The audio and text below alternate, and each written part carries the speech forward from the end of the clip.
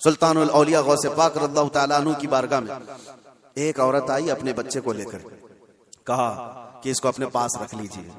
آپ نے قبول کر لیا، بچہ تربیت میں آ گیا.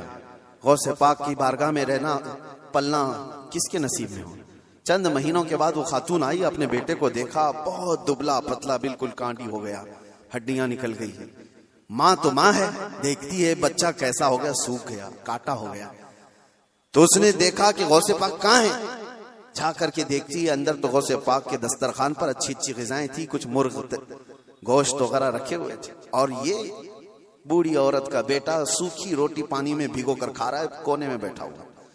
اب ایک ماں کو لگے ہی بات، خود اتنا اچھا کھانا کھا رہا ہے، میرے بیٹے کو پرورش میں رکھے، کیسا کھانا کھلا رہا ہے اس کو. اس عورت نے کہا یہ کیسی تربیت ہے سیدنا عبد القادر، یہ کیا ہے، میرا بچہ تو ایسا ہے. آپ نے جواب کچھ نہیں دیا. تھوڑی دیر کے بعد کھانا ختم ہونے کے بعد ان ہڈیوں کو ایسے جمع کیا اور کہا قم باذن اللہ، اللہ کے حکم سے اڑ جاؤ. ایک مرغی پھڑ پھڑاتی ہوئی کھڑی ہو گئی. ہاں آپ نے کہا کہ جب تیرا بچہ اس قابل ہو جائے تو وہ بھی روز مرغی کھائے.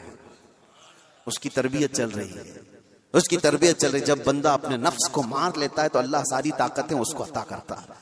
اللہ کے لیے جب بندہ دنیا چھوڑ دیتا ہے تو اللہ اس کا ہو جاتا ہے.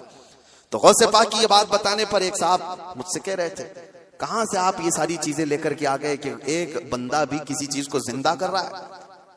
انہوں نے یہ نہیں دیکھا کہ غوث پاک نے کیا کہا، اللہ کے حکم سے اٹھ جا.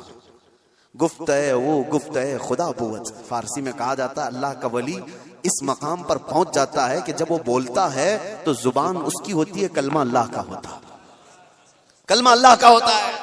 غوث پاک کی اس کرامت پر اعتراض کرنے والے، تمہیں پتہ نہیں مردوں کو زندہ کرنا، اگر یہ صرف اور صرف آپ یہ کہتے ہیں کہ اس کی وجہ سے شرک ہو جائے گا، شرک کا عقیدہ، اللہ کا کام یہ زندہ کرنا اللہ کا ہی کام ہے. لیکن اللہ اگر کسی کو یہ طاقت دے دے تو کیا ابراہیم علیہ السلام کا واقعہ قرآن میں نہیں ہے؟ 4 پرندے لے لو، ان کو ذبح کرو، ان کا قیمہ کرو، مکس کرو، 4 پہاڑوں پر رکھ کر کے آؤ، 3 پارے میں ہے. اور ابراہیم علیہ السلام نے 4 پرندوں کو ذبح کیا، ان کا قیمہ کیا اور الگ الگ پہاڑوں پر رکھ کر آئے، اور پھر اللہ نے فرمایا ہر پرندے کا نام لے کر بلاؤ.